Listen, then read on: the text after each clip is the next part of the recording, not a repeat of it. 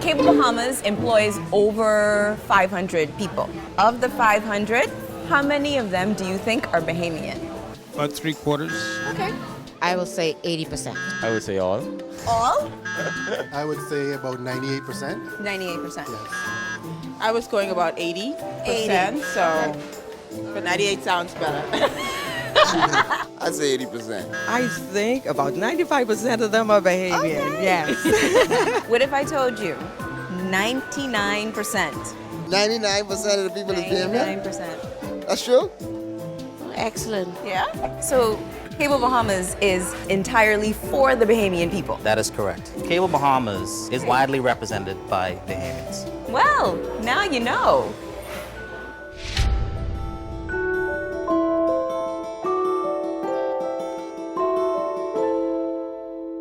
Prime Minister optimistic about the future of Baha Mar.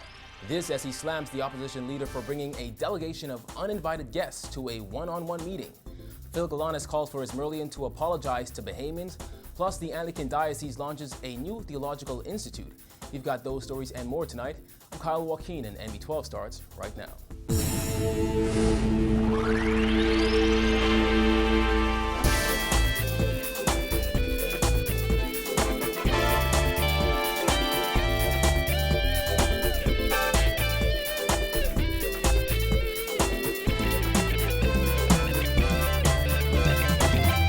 Topping news tonight, despite a heated exchange with Baha Mar CEO, Prime Minister Perry Christie said today he is optimistic and satisfied that the developer, its lender, and contractor are interested in reaching a resolution that will lead to the mega resort's opening. The Prime Minister said they cannot allow Baha Mar to slip and slide, adding the key players in the multi-billion-dollar project are in this place because of his intervention. He also expressed hope that the mudslinging is behind them. Bonnie Toot reports.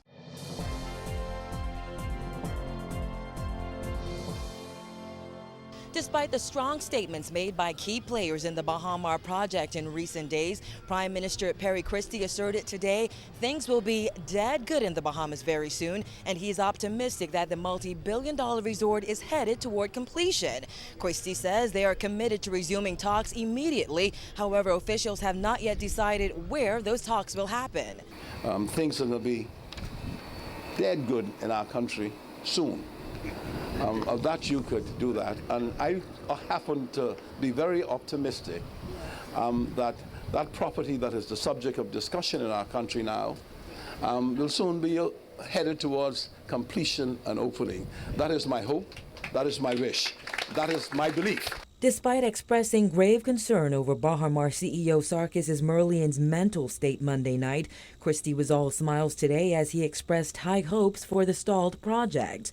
Christie says he has every reason to believe that one way or another they will reach a resolution.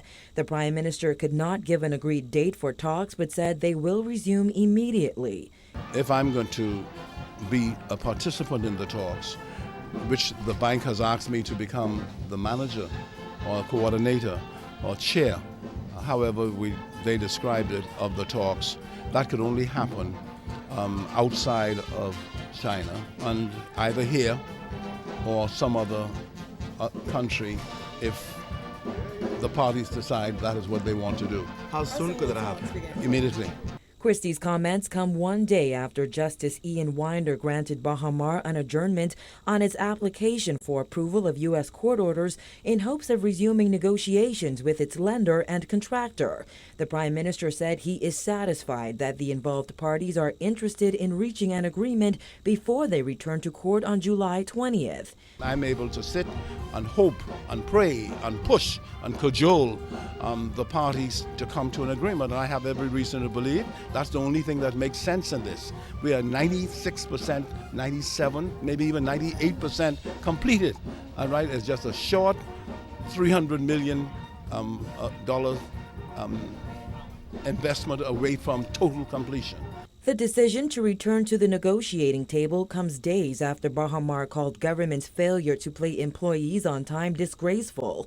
Christie fired back and advised Sarkis Ismerlian against talking nonsense. However, the Prime Minister said today he hopes such strong statements are behind them.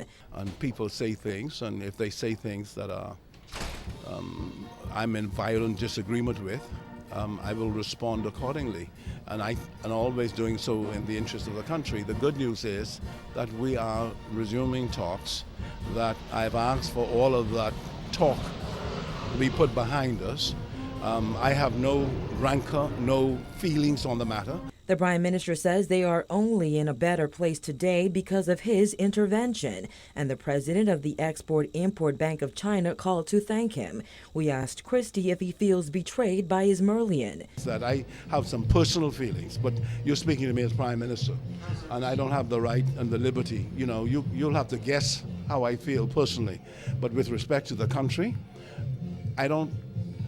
Let me tell you, man. Just driving past there and looking at that place and knowing the promise that it represents to thousands of Bahamians, not just the 2,000 who are employed, but another 4,000 who could be employed in those places. And that's what it's all about. The Prime Minister concluded that he is an eternal optimist and those talks must go well as there are just too many jobs at stake. Reporting for NB12, I'm Vonique Toot. Prime Minister also fired back at opposition leader Dr. Hewitt Minnis, who accused him of being a no-show at a planned meeting to discuss the crisis surrounding Baha Mar. Christie says Minnis clearly has difficulties with credibility. Minnis said the two agreed to meet at 10 a.m. Monday, but he left the Prime Minister's office at 10:45 a.m. after Christie failed to show up. However, Christie told reporters today he was attending a 10 a.m. cabinet meeting and left early to meet Minnis for 11. Furthermore, he said Minnis showed up with a delegation including FNM MPs and senators despite agreeing to bring just his deputy leader. I then told my office that I would come now, I would come down there now, all right, to tell him, but I will not meet a delegation from the FNM. I would meet with him and another as I had agreed. My permanent secretary, I'm told him that. As I was driving in with outriders into my yard, I saw them walking out of my office, and they saw me. They saw me arriving because I came with outriders in a backup car. I came in, said, okay, they've left. I then packed my bags and went back to cabinet. Christie dismissed the entire matter as politics. The leader of the opposition has some real serious difficulties within his own organization as to credibility. I mean, and for him, he has to fight his way through that, and I understand that. And you know, so whatever advantage he can get out of saying what he said, that's fine with me. The obligation I have right now is to recognize that's just politics. In a letter dated June 30th, the Prime Minister invited Minnis to meet with him on Baha Mar in the interest of transparency. Baha Mar CEO Sarkis Ismailian owes the government, the Bahamian people, China Export-Import Bank, and China Construction America an apology. That's according to former PLP MP Philip Galanis, who took the resort chief to task for blindsiding everyone. He said Ismailian has lost credibility and demonstrated a lack of respect for the Bahamas. He also branded the developer's move to file for bankruptcy in a United States court surreptitious. Dana Smith reports. I think it was sneaky. I think it was stealthily done. It was something that clearly demonstrated a lack of respect for the persons with whom he was working and for the Bahamian people. Galanis said it's clear the bankruptcy was not a last-minute decision, and he believes Ismailian has lost credibility. He said from now on, government should be cautious and look very closely at and test everything Ismailian says. I think Mr. Ismailian has lost a tremendous amount of credibility. You're going to have to test everything he says. You're going to have to compel him to stick to whatever undertakings he makes, and you know that's going to have to be the first order of business. Government in Baha Mar had a war of words in the media this week, with Prime Minister Perry Christie stating he had a grave concern about the state of Ismailian's mind, adding the company's leadership appears to be going to pieces. His comments came after Baha Mar blasted government for the delay in paying Baha Mar workers' salaries, accusing government of concocting a sideshow for its own purposes. However, both sides have now softened their tones. Galanis said he believes Ismailian may have been surprised by Christie's statement because he may have bought into the rhetoric that Christie is indecisive and slow to act. And I don't think he ever expected the government to respond as strongly as it did. I think he thought that he bought into the rhetoric that Mr. Christie is indecisive, is slow to move, is not going to take a very strong stand, but he misjudged Mr. Christie, as I think Mr. Christie misjudged him. Galanis said it seems to him that Christie, Ismailian, and even China Construction America were frustrated and engaging at an emotional level rather than a rational one. To have been blindsided was it was like a punch to the gut, and the natural reaction is to respond to such an assault, and I think that's essentially what happened. I think people's emotive responses really preceded their rational responses. That had to run its course because the anger, the surprise, the emotion all had to work itself out. And I think that what ultimately happened is that all parties, including Mr. Ismailian, recognize that they're not going to be productive if they continue along this path. Galanis said it now seems all the parties involved recognize that the mudslinging and the tit-for-tat were getting them nowhere. He added he's convinced the matter will be resolved and he's pleased negotiations are continuing because at the end of the day, it's the tourism sector, Baha Mar employees, and the Bahamian people who will be hurt by this. Reporting for NB12, I'm Dana Smith. Also chiming in is former Attorney General Carl Bethel, who today called for clearer heads to prevail on behalf of all Baha Mar stakeholders to prevent the matter from worsening. Bethel says he anticipates a long legal battle over Baha Mar, and he also predicted the government's intervention could push the resort's opening back several years. Simone Davis reports. Bethel said the move by Attorney General Allison Maynard Gibson and the Christie administration to reacquire the land on which the incomplete resort sits on would likely lead to a protracted legal battle, which would only be defensible if the move would give the government leverage in negotiations. He also said he believes that the gesture shows that the government has taken the Baha Mar bankruptcy filing a little too personal when it should only be business. I was somewhat disturbed at the flurry of personal and negative press statements that were in yesterday's paper. And it is important that cooler heads should prevail. This is not personal, this is business. The land out there ain't going nowhere.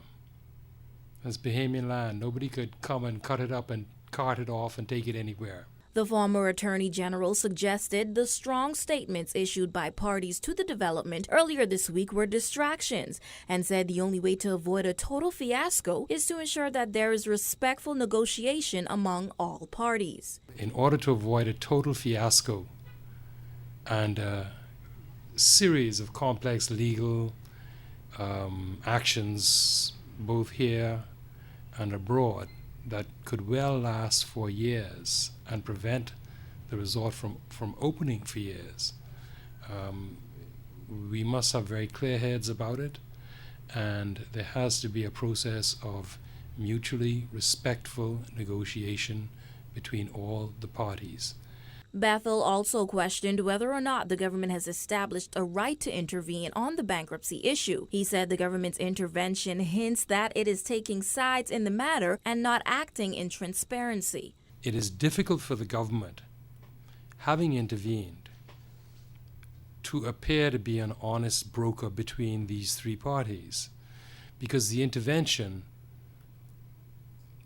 would appear to be the government going against his word, where the government said that they would not take sides. It appears to favor one party to the dispute, and that party is not Baha Mar. He added that the government should not complain about foreign elements being involved in the ownership of the Baha Mar project because those entities had to be approved by the government, and they were.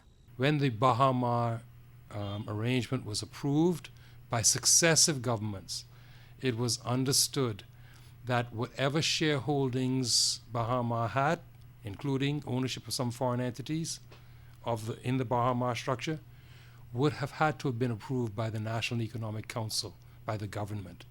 So you can't complain now if there's some foreign element in Baha Mar's ownership and they invoke some rights elsewhere and start to holler about sovereignty. Bethel said the government should work to find a fair and balanced resolution to what appears to be an intractable problem. Reporting for NB12, I'm Simone Davis.